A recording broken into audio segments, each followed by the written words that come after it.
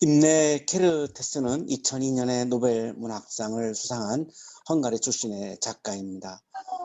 1929년에 부다페스트에 있는 유대인 가정에서 태어났습니다. 히틀러가 유대인 인종 청소를 시작했고 그때 임레 케르테스가 14살이었습니다. 14살 때 아우슈비츠 수용소로 끌려갔습니다. 그리고 부엔발트 수용소, 차이트 수용소 계속해서 지옥과 같은 그런 수용소의 삶을 경험을 하게 됩니다. 14살이면 우리나라 나이로 중학교 1학년 때니까요. 굉장히 예민했던 청소년기 때 이유도 모르는 채 그냥 수용소에 끌려갔으니까 정말 많이 힘들었을 거라고 생각이 듭니다. 2차 세계대전이 끝났고 임레 케르테스는 부다페스트로 돌아왔습니다. 그리고 1975년에 운명이라고 하는 작품을 썼습니다. 본래의 제목은 헝가리어로 소르슈탈란샤그라고 하는 제목인데요. 우리말로 번역하면 운명 없음이라는 제목입니다. 우리말 번역에는 운명이라고 되어 있지만 사실은 이분이 주장하고 싶은 것은 운명이란 없다, 이런 이야기를 자신의 수용소에서의 경험을 담은 자서전적인 소설을 통해서 우리에게 메시지를 던지고 있습니다. 주인공이 제르지입니다. 14살 난 소년이고요. 버스를 타고 가는데 갑자기 버스에서 끌려 나왔고 아우슈비츠에 도착을 했습니다. 그리고 부엔발트 차이츠, 악명 높은 강제 수용소를 전전하게 됩니다. 매일매일 죽음과 마주합니다. 그리고 옆에 있는 사람이 죽어나가는 것을 목격을 하고요. 나도 이제 이렇게 죽을 수 있겠구나라고 하는 죽음의 위협 앞에서 무섭기도 하고 불안하기도 하고 이해가 가지도 않고 여러 가지 많은 그러한 경험을 했습니다. 가스실의 비참함, 잔혹한 노동, 인간이야의 생존 조건, 그리고 죽음의 위협. 여기서 일상을 찾아내는 과정을 우리들에게 이야기를 해줍니다. 어떻게 이 주인공은 이런 상황에서 일상을 찾아냈을까? 부족한 식량을 절도 있게 섭취하고 주어진 노동을 묵묵히 수행하고 폭력적인 규칙에 순응을 하고, 주인공 조르지의 유일한 관심은 나는 살아야 한다. 내가 살아야 한다. 살아야 한다라고 하는 것에 모든 것을 다 집중을 합니다. 그러고 나니까 부족한 식량도 참을 수 있었고, 부당한 노동에 대해서도 수행할 수 있었고, 폭력적인 규칙에 대해서도 순응이 가능했습니다. 살아야 하니까요. 살아야 하니까요. 주인공은 수용소를 벗어나는 방법 3가지를 깨달았습니다. 첫째는 수용소에서 나가는 것을 상상하는 것입니다. 이게 수용소에서 나가는 첫 번째 방법입니다. 두 번째는 자살하는 겁니다. 자살하면 시신이 되어서 수용소에서 나가게 되겠죠. 세 번째가 탈출입니다. 굉장히 위험한 방법이고 가능성이 많지 않은, 성공의 가능성이 많지 않은 방법인데 수용소를 탈출하는 것이 수용소를 벗어나는 3번째 방법입니다. 주인공은 첫째 방법 상상을 선택을 했습니다. 인용하겠습니다. 나는 강제 수용소에서 벗어나는 3가지 길과 방법을 알게 되었다. 나 자신은 가장 소박한 첫 번째 방법으로 살아왔다. 사실 우리의 상상은 죄수의 몸이라도 자유롭게 허락되었다. 상상을 통해 그곳에서 벗어날 수 있었다. 내가 수용소에서 벗어나는 것을 상상하는 것을 아무도 통제할 수 없습니다. 그리고 알 수도 없습니다. 오로지 이거는 나만이 알 수 있기 때문에 나는 상상의 세계 속에 들어가서 수용소를 탈출할 수 있는 거죠. 이것이 임레 케르테스가 얘기하는 바로 상상의 차원입니다. 둘째 방법은 영원히 잠잘 수 있게 해주는 자살이라고 얘기했습니다. 누구나 이 유혹에 빠져보지 않은 사람은 수용소에 있는 사람들 중에는 없었다라고 이야기를 합니다. 인용하겠습니다. 아무리 강제 수용소에 있어도 영원히 일어나지 않을 사람을 깨울 수는 없기 때문이다. 이것이 바로 수용소에서 벗어나는 두 번째 방법이다. 죽으면 아무도 깨울 수가 없기 때문에 수용소에서 나올 수 있다라고 하는 거죠. 셋째 방법이 탈출인데 성공한 사람이 없었다라고 얘기합니다. 인용하겠습니다. 이것을 벗어나는 세 번째 방법은 글자 그대로 실제로 탈출하는 방법인데 우리 수용소에서 지금까지 딱 한 번의 시도가 있었다. 그러나 성공하지는 못했습니다. 시도가 있었을 뿐이죠. 주인공은 상상을 통해서 죽음 앞에서 일상을 찾아낸 것이었습니다. 수용소에서 벗어나는 그 상상은 힘겨운 일상을 견디어내는 이 힘을 공급해 주었던 거죠. 수용소에서 이걸 견디어내는, 수용소에서 일상을 찾아내는 이 힘이 어디에서 왔냐면 상상에서 왔던 겁니다. 인용하겠습니다. 운명이 있다면 자유란 없다. 그런데 만약 내가 점점 흥분하며 말을 이었다. 반대로 자유가 있다면 운명이란 없다. 많은 사람들이 알고 있는 유명한 문장인데요. 내가 수용소에서 갇혀서 그냥 영원히 여기서 내 삶이 끝나는 걸 내가 운명으로 받아들인다면 나에게 더 이상 자유란 없다. 반대로 나에게 자유가 주어진다라고 상상을 한다면 나에게 운명이란 없다. 왜? 그 상상이 현실이 될 테니까. 이것이 상상이 가지고 있는 엄청난 힘임을 임네케르트스는 작품을 통해서 우리에게 이야기해 주고 있습니다. 오늘날 청년들이 많은 힘든 시간을 살아가고 있죠. 이 힘든 시간을 여러분이 대처하는 방법을 임네케르테스의 이야기를 우리가 받아들인다면 세 가지죠. 내가 좋은 삶을 살아가는 것을 상상하는 것이 첫 번째 방법이고요. 두 번째는 포기하는 것이고, 좋은 삶을 포기하는 것이고, 그리고 세 번째는 도피하는 거죠. 좋은 삶으로부터 아예 그냥 내가 도피해 버리는 거죠. 임네케르테스는 우리 청년들에게 상상하라고 권면합니다. 거기에 어마어마한 힘이 있다는 거죠. 내가 지금 이렇게 힘들게 살고 있지만, 힘든 시간을 살고 있지만 나에게 분명히 좋은 삶이 주어질 것이고 좋은 세상이 열려질 것이고 우리가 신앙적으로 말하면 하나님 나라가 분명히 도래할 것이고 이런 상상이 어마어마한 힘이 된다라고 우리들에게 이야기해 주고 있습니다. 임네케르테스는 이 작품을 통해서 사회적인 힘과 폭력이 개인의 종말을 강요하는 현대 사회가 아우슈비츠와 닮은 꼴임을 고발하고 있습니다.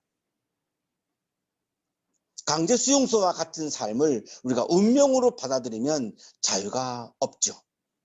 자유의 세계를 상상할 때 운명은 또한 없습니다. 여러분이 지금 살아가고 있는 어렵고 힘든 시간들은 운명이 아닙니다. 이건 얼마든지 우리가 벗어날 수 있는 것이지 이것이 정해져 있는 운명은 아니라는 것이죠. 오늘의 성서 본문 요한복음 11장은 30대 초반 30쯤을 살았던 청년 예수께서 간절한 마음과 눈물로 상상의 세계를 바라보며 운명을 극복하신 말씀입니다. 유명한 나사로의 부활 말씀이죠.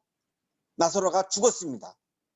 이 나사로에 대해서 굉장히 예수님이 간절한 마음을 품으셨습니다. 그래서 눈물이 나오셨죠. 그 눈물을 통해서 예수님은 나사로가 부활하는 상상의 세계를 본 겁니다. 나사로의 죽음을 운명으로 받아들일 수도 있지만 예수님은 부활을 상상하면서 그 운명을 인정하지 않으셨고 죽음이라고 하는 운명까지도 극복해내시는 그런 장면의 말씀입니다. 마리아는 예수께서 계신 곳으로 와서 예수님을 뵙고 그 발 아래에 엎드려서 말하였다. 주님이 여기에 계셨더라면 내 오라버니가 죽지 않았을 것입니다. 이 사건이 발생한 곳은 베단이라고 하는 마을입니다. 이 베단이라고 하는 마을에 나사로, 마르다, 마리아 이 세 남매가 살았습니다. 베단이라고 하는 마을은 가난한 집이라고 하는 뜻이고 예루살렘에서 동쪽으로 2km 정도 떨어져 있는 올리브산 자락에 있는 그런 마을입니다. 나사로가 살았던 마을이고 예수님께서 예루살렘에 입성하기 전날에 묵으셨던 곳이고 승천하실 때 제자들과 헤어진 곳이기도 하죠. 지도에서 보시면 예루살렘에서 아주 가깝습니다. 2km 정도니까요. 굉장히 가까운 곳에 위치하고 있는 그런 마을에서 일어난 사건입니다. 나사로는 마르다와 마리아의 오라버니입니다. 하나님께서 도우셨다라고 하는 뜻을 가지고 있는 히브리어 이름이죠. 이 마리아는 예수님께 향유를 붓고 자기의 머리털로 그 주님의 발을 씻었던 그 유명한 여성입니다. 마르다는 이 마리아의 언니이고요. 근데 이 나사로가 병이 들었습니다. 근데 이 나사로와 마르다와 마리아를 예수님이 굉장히 많이 사랑했다라고 3절에 기록이 되어 있습니다. 11장 3절에 기록이 되어 있습니다. 오빠가 병이 드니까 마르다와 마리아가 사람들을 예수님께 보냈습니다. 예수님이 자기 남매들을 사랑하는 걸 알고 있었기 때문에 예수님이 도와줄 거라고 믿었고 예수님께 사람을 보내서 소식을 전했습니다. 그 이야기를 들은 예수님께서 답변을 하십니다. 죽을 병이 아니라 오히려 하나님의 영광을 드러낼 병이다. 그런데 나사로가 죽었습니다. 14절에서 죽었습니다.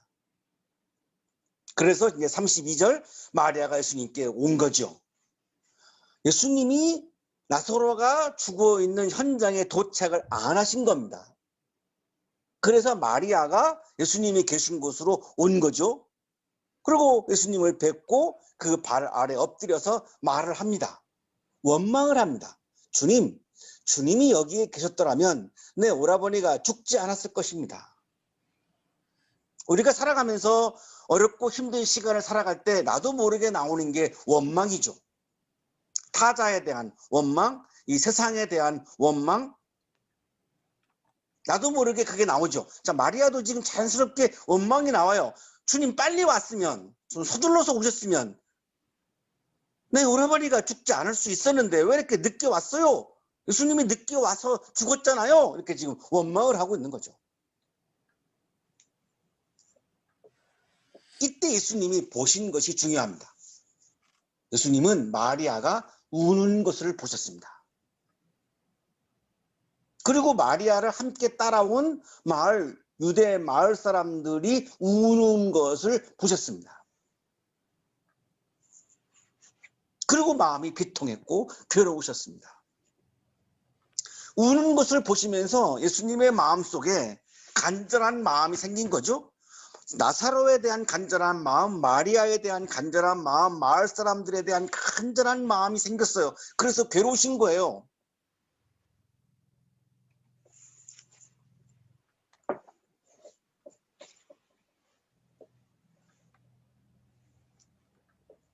마리아와 마을 사람들의 이 향한 간절한 마음이 예수님의 마음을 움직이기 시작합니다. 예수님께서 나사로를 포기하지 않으십니다. 자, 여기서 상상을 시작하십니다. 다시 살아나는 부활하는 상상을 시작하십니다. 이 상상이 어디로부터 왔냐면 간절한 마음으로부터 왔습니다. 마리아와 마을 사람들의 간절한 마음을 보셨고 그래서 예수님도 간절한 마음을 품으셨고 그래서 나사로를 포기하지 않으셨고 이 상황에서 도피하지도 않으셨고 첫 번째 방법 나사로의 부활을 상상하기 시작을 하신 것이요. 이 출발은 간절한 마음이었습니다. 예수님이 물으십니다. 그를 어디에 두었냐? 사람들이 대답을 하죠. 주님, 와 보십시오. 예수께서는 눈물을 흘리셨다. 간절한 마음에서 나온 것이 바로 눈물이었습니다. 나사로를 향한 간절한 마음, 마리아를 향한 간절한 마음, 마을 사람들에 대한 간절한 마음을 품으시니까 눈물을 흘리신 거죠.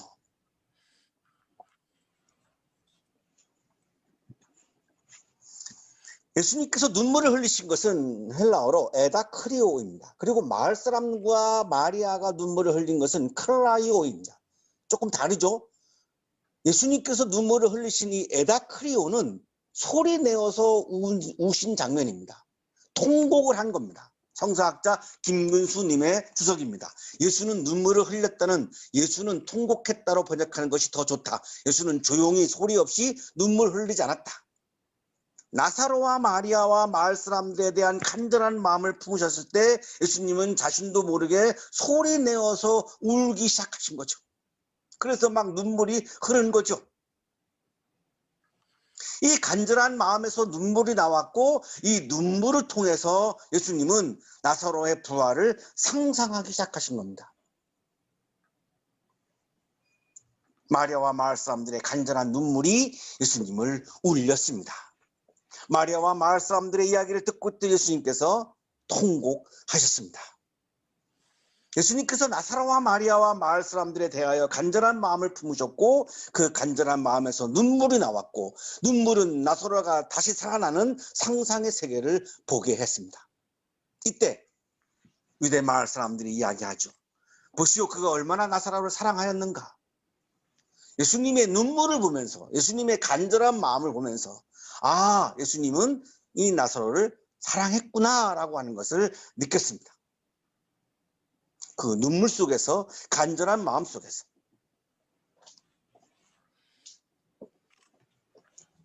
어떤 사람이 말합니다. 눈먼 사람의 눈을 뜨게 하신 분이 이 사람을 죽지 않게 하실 수 없었단 말이오?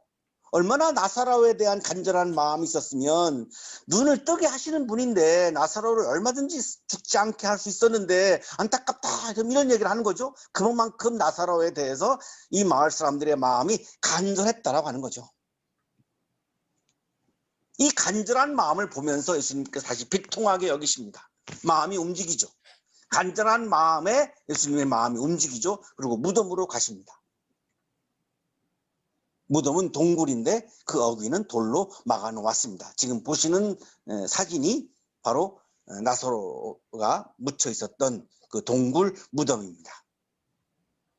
여기에 문에다가 이렇게 돌로 막아 놓은 거죠. 이렇게 이런 무덤입니다. 예수님이 말씀하십니다. 돌을 옮겨 놓아라. 마르다가 말합니다. 주님, 죽은 지가 나흘이나 되어서 벌써 냄새가 납니다. 내가 믿으면 하나님의 영광을 보게 되리라고 내가 내게 말하지 않았느냐? 내가 믿으면 하나님의 영광을 보게 되리라고 내가 내게 말하지 않았느냐? 왜 마르다는 믿음이 없을까요? 나사로 오빠가 부활하는 것을 상상하지 못하고 있는 거죠. 이 믿음은 상상에서 나오는 것인데 상상을 하지 못하고 있는 거죠. 우리 청년들이 좋은 삶이 오는 것을, 좋은 세상이 오는 것을, 하나님의 나라가 오는 것을 상상하지 아니하면 믿음을 소유할 수가 없습니다. 계속해서 원망, 불평, 절망, 포기, 실패, 좌절로 갈 수밖에 없죠. 사람들이 그 돌을 옮겨 놓았습니다. 왜 옮겨 놓았을까요? 이들은 신랄 같은 그런 상상을 하고 있는 거죠. 나사로를 살린다라고 하는, 예수님이 살린다라고 하는 아주 실오라기 같은 그런 상상을 가지고 믿음을 가지고 있는 거죠. 예수님께서 하늘을 우러러보시고 말씀합니다. 아버지, 내 말을 들어주신 것을 감사드립니다. 예수님은 이미 확신하고 있는 거죠.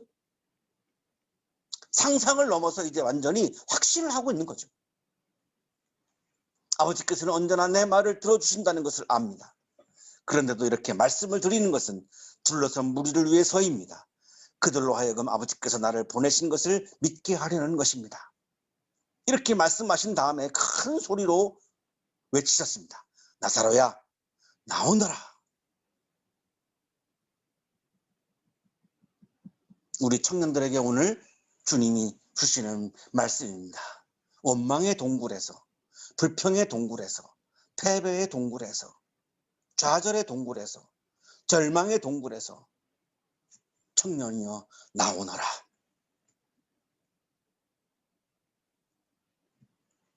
죽었던 사람이 나왔습니다. 손발은 천으로 감겨 있었고 얼굴은 수건으로 싸매어 있었습니다.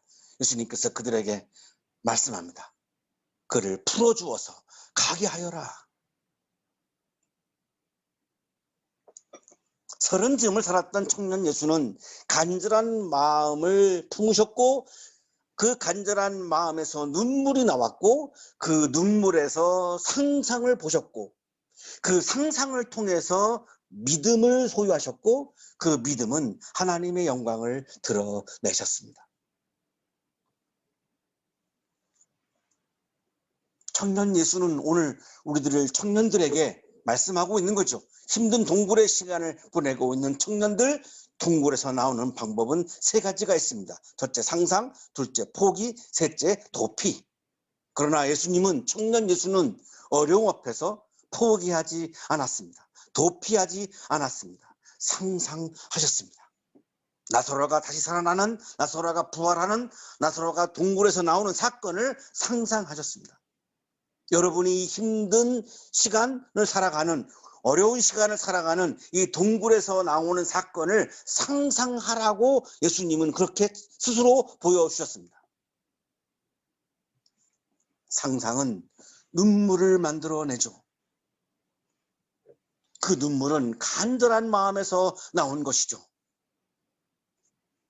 여러분이 여러분의 삶에 대해서, 여러분의 비전에 대해서, 여러분의 삶의 목표에 대해서, 여러분의 좋은 삶에 대해서 지금보다 더 간절한 마음을 품으라고 주님은 지금 말씀하고 있는 거죠. 원망하는 마음을 가지면, 품으면 아무 내 삶이 바뀌지 않습니다. 그 원망하는 마음이 중요한 것이 아니라 여러분의 삶에 대한 간절한 마음을 품으라는 거죠. 좋은 세상에 대한 간절한 마음을 품으라는 거죠. 하나님 나라에 대한 간절한 마음을 품으라는 거죠. 그러면 그 간절한 마음에서 눈물이 나올 거예요. 그러면 울어도 된다는 거예요. 엉엉 울으라는 거예요. 통곡하라는 거예요. 소리내어서 울으라는 거예요. 울다가 그 눈물 속을 통해서 우리는 상생의 세계에 이르게 되고 믿음의 세계에 이르게 되고 그 상상했던 것들이 현실로 이루어지는 것을 경험하게 된다라고 하는 것을 우리에게 지금 청년 예수는 보여주고 있습니다.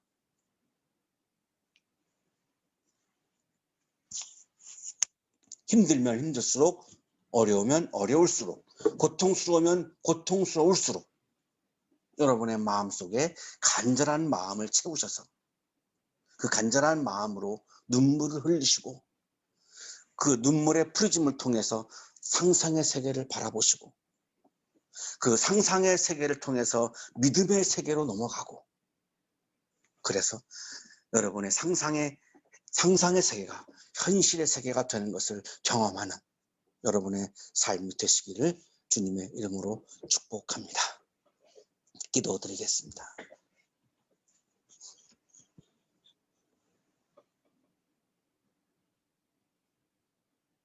거룩하신 주님, 어렵고 힘들고 고통스러운 시간을 살아가고 있습니다. 나도 모르게 우리의 마음을, 원망의 마음을 채우게 됩니다.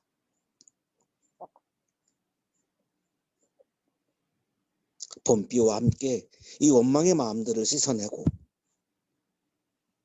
우리들의 마음속에 좋은 삶에 대한, 좋은 세상에 대한, 하나님 나라에 대한 간절한 마음을 품게 하시고 도피하지 않고 포기하지 않고 그 눈물을 통해서 상상의 세계를 바라보며 믿음의 세계를 바라보며 우리가 상상의 세계에서 보았던 좋은 삶이, 좋은 세상이 현실로 이루어지는 것을 경험할 수 있도록 우리 청년들에게 은혜와 은총을 오늘 허락해 주셔서 감사합니다. 이 시간 감사의 마음을 예물에 담아 드리오니 기쁘게 받아주시고 예물을 드리는 손길 위에 크신 은혜를 부어 주옵소서. 예수 그리스도 이름으로 기도하옵나이다. 아멘.